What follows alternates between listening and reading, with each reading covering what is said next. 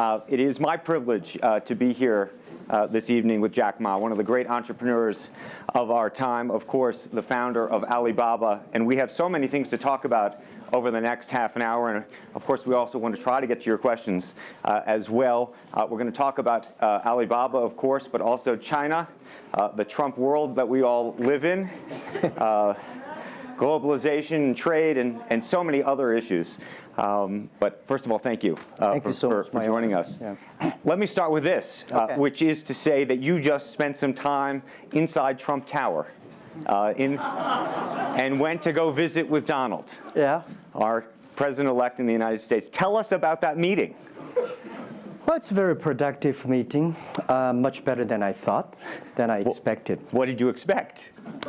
Well, I heard a lot, and I watched, like everybody, I watched all the news and heard a lot about him. So when I go inside, I saw, anything that, but he's very sort of open-minded, listen what I talk. So I think I'm very happy about results. And finally, when he said, he said, Jack, let me walk you down. So it seems he's very happy about the results we had. Can I ask, how does a meeting like that happen? Do you call him? Does he call you? Well, how does this take place? Well, that's the question I'm asking myself. Because someday I got some requests from people say, Jack, do you want a meeting the president-elect? I say, is that true or not? Because I'm not ready for that. Because I don't know what to talk about.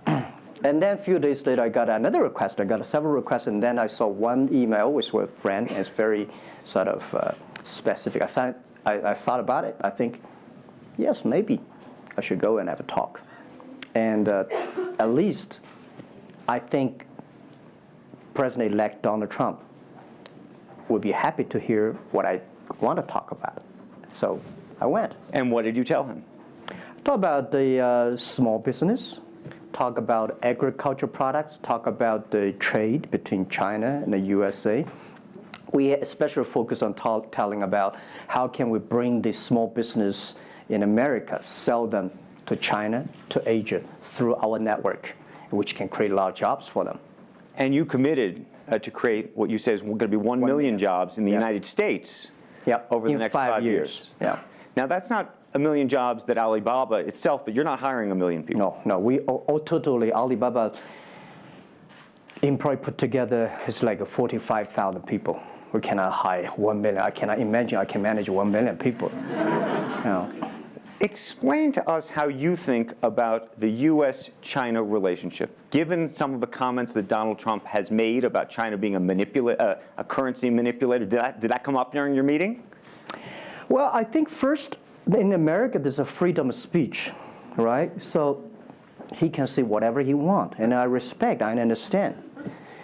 But of course, I have my views. We did not debate about the China-U.S. trade or manipulation. We did not debate. We did not talk. We agreed on something. Small business, developing the Midwest America, helping the farmers there, small business there, exporting to China. So we all agreed.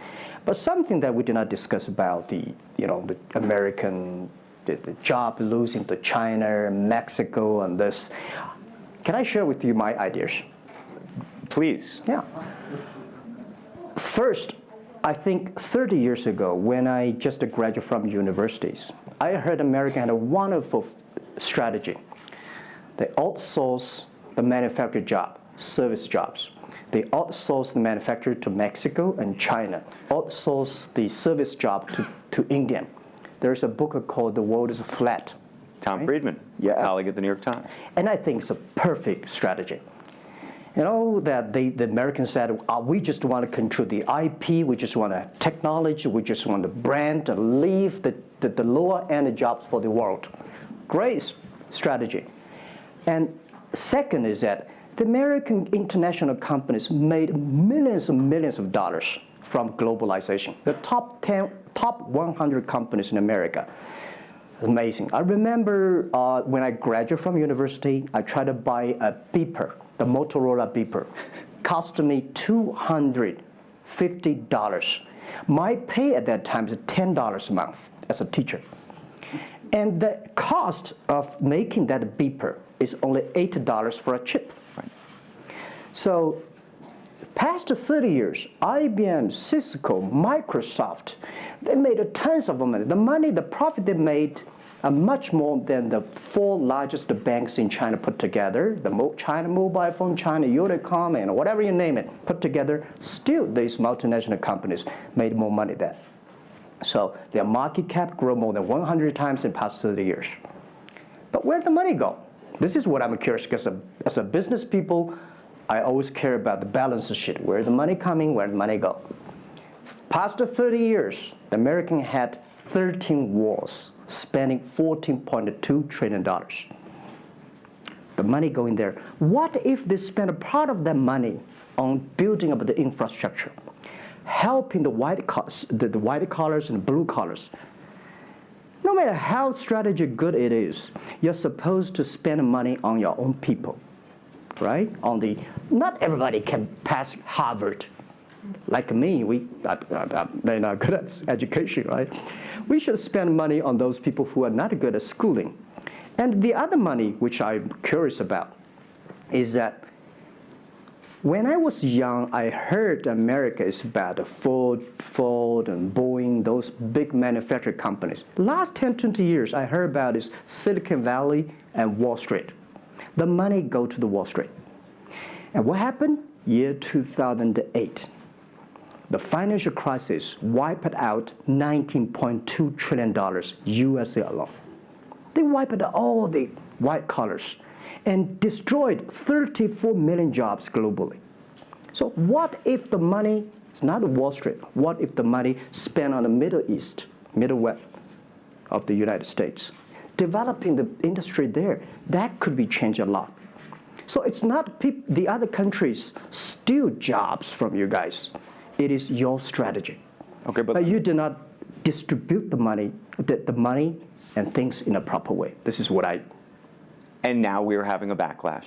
And that backlash is a rebuke of globalization. And so much of the conversation, frankly, that we have here, and that backlash is happening in the United States. But I will say President Xi was here yesterday. You had lunch with him. And he was quoting Abraham Lincoln. What did you make of that? Well, I would say that globalization is a great stuff. It's the USA, it's developed countries to teach us how to do globalization. I remember 2002 or 1 before China joined the WTO, everybody in China was worried. Me, I was worried. Because what if all the international products come to China, destroy our industry, and we have to lose a job? So convince China, after 20 years, then you guys are say, this is a terrible thing. I believe globalization is good, but globalization needs to be improved. This is Donald Trump, president-elect, want to solve it, the problems. That globalization, I think, should be inclusive globalization. In the past 30 years, the globalization was controlled by 60,000 big companies. 100 years ago, globalization was controlled by several kings and emperors. What if next 30 years we can support 6 million business doing business across the board? What if in next 30 years we can help support 20 million small business can do business across the board? So this is something which I believe globalization should be inclusive. And do you think that the words of President Xi will happen in reality, which is to say that China has largely acted on its own behalf for many, many years, and now is effectively saying that the U.S. needs to continue acting on everybody else's behalf? Yeah, I think, the world needs some, Mr. Xi yesterday said, it's a wonderful time, it's a best time, or the worst time. The world needs a new leadership, but the new leadership is about working together. This is what I understand. We do not necessarily need one specific leader to teach us what to do, what not to do. But the world have to partner together. This is what I think. And I think as a Chinese, as a business people, I feel proud for what President Xi said yesterday. As a business person, I want the world to share the prosperity together, to join the force together. As a Chinese, I'm happy about what he committed. Yesterday he said, he speaks like us, takes the responsibility of the second largest economy. As the China's second largest economy, he has to take some responsibility. This is the first time I heard a Chinese leader make number commitment. He said, next 10 years, we are going to import $8 trillion US. This make me feel excited because China is transforming from exporting to importing.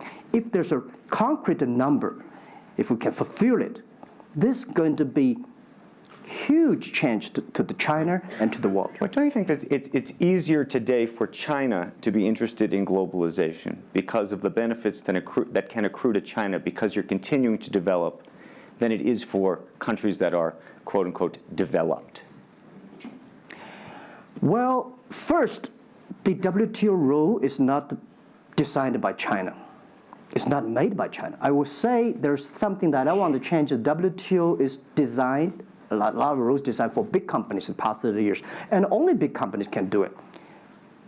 And China definitely benefit a lot from opening. I think China should learn one thing, that we grow in the past 30 years. It's because we open to the world.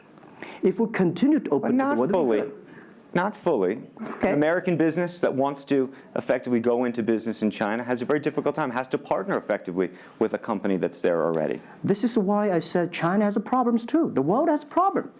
And China definitely has a lot of problems. China should open, should be more confidence. This is what I feel yesterday. I feel the confidence of Mr. Xi that he is ready to open more to the world. This is what I suggest, that we should solve the problem by business community, right, by negotiation. WTO, China joined WTO for 20 years or 70 years. I don't know the number. But the past 2 years, that I think we as a business, we as a country, we as the world, we have to review something. Right. But not because unbalanced things, we stop it. You've been calling for something called EWTP. Yeah. What is that? This is what I would talk about, is that the WTO was great, but they mainly designed for developed countries, big companies. There's no opportunity for small business. We want to build up an EW, Electronic World Trade Platform, to support young people, small business, thanks through mobile phones, internet, they can sell and buy across the board. And the other thing is that WTO is a very interesting organization. When you put the Doha round, when you put 200 government officers in one room, ask them to agree on something, it's impossible. I can never imagine that they can agree on something together. Business should be designed by business people. So we believe EWTP should be something that the business people sit down together, agree on something, negotiate on something, and get endorsement from the government. I want to talk a little bit about Alibaba and the model itself, because I think for many in the West, if you will, they don't necessarily understand it. And to the extent that the extent that I could try to compare it to Amazon, which I know you think is an unfair comparison, one of the things that's so fascinating to me is that Amazon and Jeff Bezos have pursued what might be described as a very asset-heavy business model. They're buying airplanes. They want to own the entire supply chain from beginning to end. And Alibaba has effectively an asset-light business. It is very much, in terms of the retail piece of this, the opposite. You don't want to own the warehouses. You don't want to own the logistics companies. How do you think about that? Is Jeff Bezos right, or are you right? And is there going to be a meeting in the middle? I hope both are right. And because the world can never have one model. If the world has only one correct model, the world is too boring. Right? We need to have all kinds of models. And the people who do the model should believe in the model. And I believe what I do. Right? The difference between Amazon and us. Amazon is more like an empire. Everything they should control themselves, buy and sell. And our philosophy is that we want to be an ecosystem. Our philosophy is to empower others to sell, empower others to service, empower making sure the other people are more powerful than us, making sure with our technology, our innovation, our partners, our 10 million small business sellers, they can compete with Microsoft, IBM. Our philosophy is that we think using internet technology, we can make every company become Amazon. Remember one thing, today for our sales, our GMV last year is more than 550 billion US dollars. To hire people deliver for us, we need 5 million people. So how can we hire 5 million people deliver things for us to deliver the things we sold? The only way we do is empower the service company, logistics companies, making sure they are efficient, making sure that they make the money, and making sure that they can hire more people. But without owning the whole chain, can you do it as effectively? The idea that you're watching Amazon being able to deliver things now within hours, literally.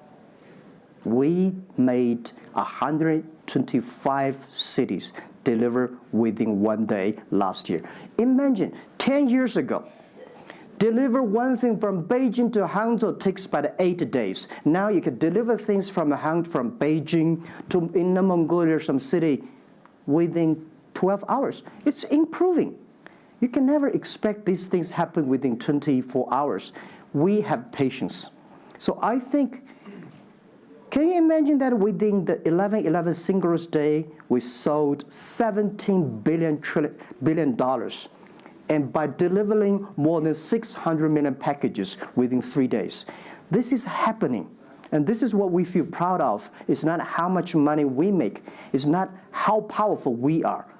We think because of the technology, we can make the technology very inclusive, that every small companies can use it. This is my dream, because I started my first business in 1992 in China as a small business. In order to borrow money, 5,000 US dollars from bank, took me 3 months to acquire, still failed. So difficult to be a small business. Today, with the technology, we can empower them. This is something I want to do. One of the critiques, as you know, and it continues to linger around Alibaba, is the piracy issue. There's an IP issue, and it's an issue all over China, but you take the brunt of a lot of it. Yeah. How much progress have you made in your mind, and how do you think about some of the regulatory bodies in other countries, including the US, that continue to criticize Alibaba for these issues? First, when we start do this business, as a business like this size, you have to take all the criticism. You have to listen what is right, what is wrong. And second, as an e-commerce, when you put 10 million small business, empower them to sell. We do not like Amazon buy. We cannot check. Even when you buy $55 trillion or $550 billion, you cannot check every product. So the model itself and the e-commerce itself may have a lot of these flaws. And third, I would say in the past 17 years, we are the leader of this anti-privacy issues, the IP, protect the IP. But the second, we are internet companies. We do not have the law enforcement. We find this guy is selling product, cheap, fake products. We delete them. We cannot arrest them. But we made huge progress. Last year alone, we put 400 people into jails. We deleted 370 million fake products listing on our site. I would say we are the leaders, and we are using the big data to check who's buying, who's manufacturing, who's selling, what is the address. So now I'm happy about the whole world, especially China, all the government organization, start to realize the issues. So I would tell you, good thing is that today, when you go to those criminal group, which I call them criminals, those fake products manufacturers, sellers. You've praised the quality, though, of some of these. I would talk about it later, right? Those criminals said they can go anywhere but not Taobao and Tmall, because using our data, we trace where they are, who they are, what's the address, what the amount. and we will deliver this to the police station and working with them to arrest them. The quality issues is something I want to share with people. It's not about praising the fake products. I want to say that for so many years, those branded companies, you have to be very careful because the fake products, their quality improving is scary. That is the difference between us. Because when you find guys, the thing that people said, this is fake. And you have to find people, you have to find a third-party institution to check it is fake or not. We find sometimes the quality is better. And I tell you, another thing is even scary. There's one branded company. He said, we are selling fake products. We check everything, there's nothing wrong. So we say, what is wrong? So we buy the products from his flag shop and deliver to them. They say, it's a fake. You know what I'm saying? Yep. We buy things from the flag shop of this brand and deliver back. It's the fake products, they say. So it's a bit confusing. Right. This is fighting against the fake products is a war against the human greediness. It's not easy, you cannot finish it, but you have to continue to fight. And I want to say we put 2,000 people, 1 billion RMB every year fighting against that. It can never finish the war within 2 years. But I'm happy, whether people criticize me, criticize us, the most important is that we are happy about the progress we made. Right. But if people praise me, so, when people say, Jack, you're wonderful, I know I'm not wonderful, right? Oh, Alibaba's great. We are not great. We are just a 17-year-old company. But when people say, you're doing nothing, no, we're doing a lot of things. But you don't have to argue. You don't have to debate. You do what you believe. One of the things you mentioned was using big data on the piracy side, but the other thing that you're using a lot of that big data to do is provide credit and effectively banking the unbanked. And what's so fascinating to me, and I hope you'll share it, is we've talked about the Sesame credit. Yep. How you are able to use big data effectively to figure out who deserves credit and who doesn't in a marketplace where some of these people had no credit history before. Okay.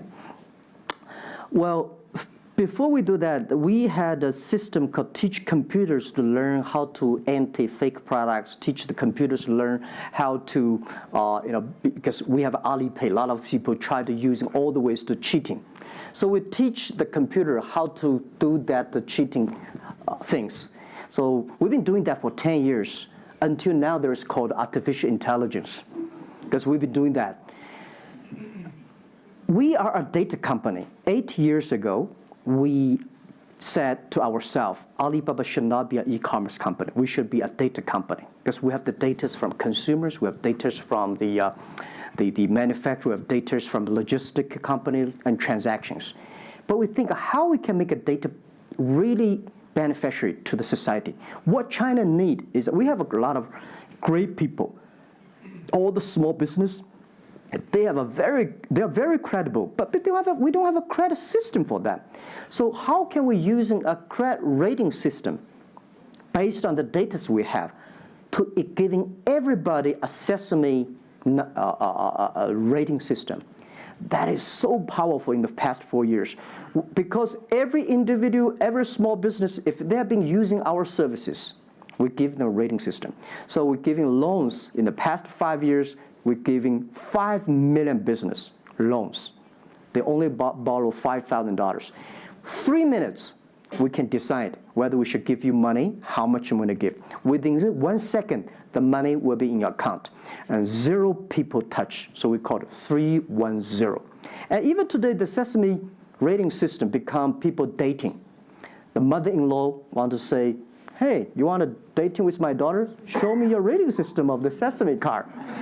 So it's so funny. We go to people want to rent a car, people want to rent a bicycle. They will say, show me your Sesame cards. Good. Because if they do not pay back, if they do not fulfill, the rating system is going to low down and they can never rent a house.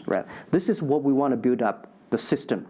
That if you sell or buy fake products, the Sesame cards will show.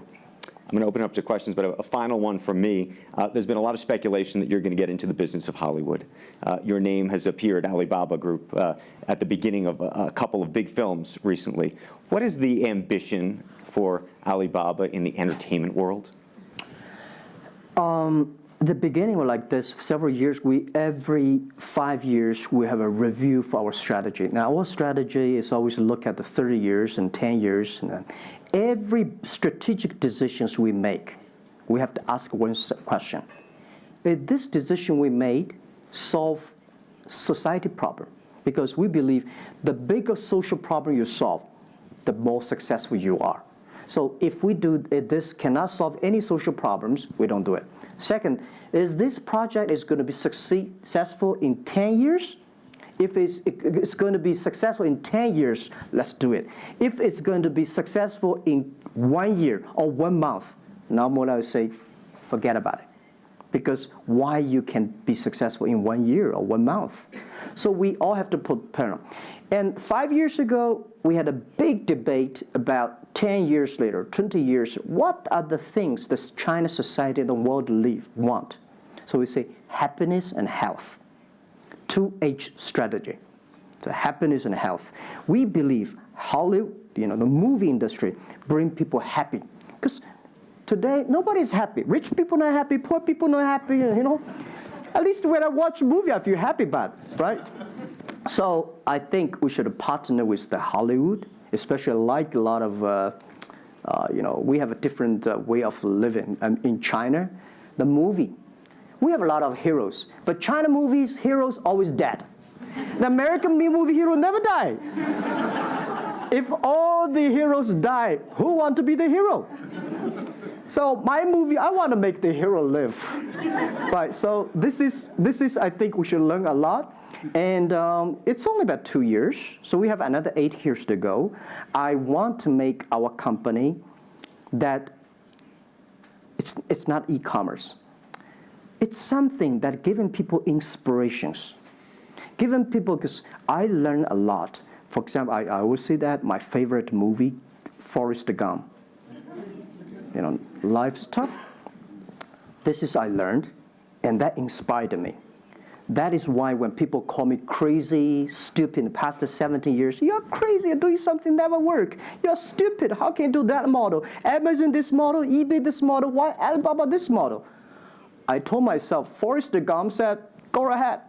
Never care about what the other people. And the other thing, Forrest Gump said, nobody make money out of the catching whales. People make money by catching shrimps.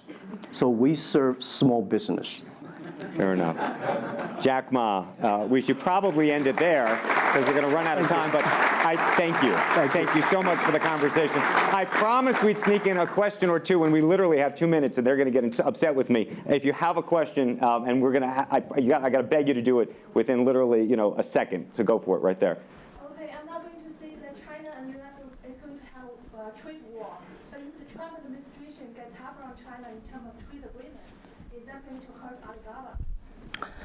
Well, I don't think so. I think China and the US should never have a trade war. We'll never have a trade war.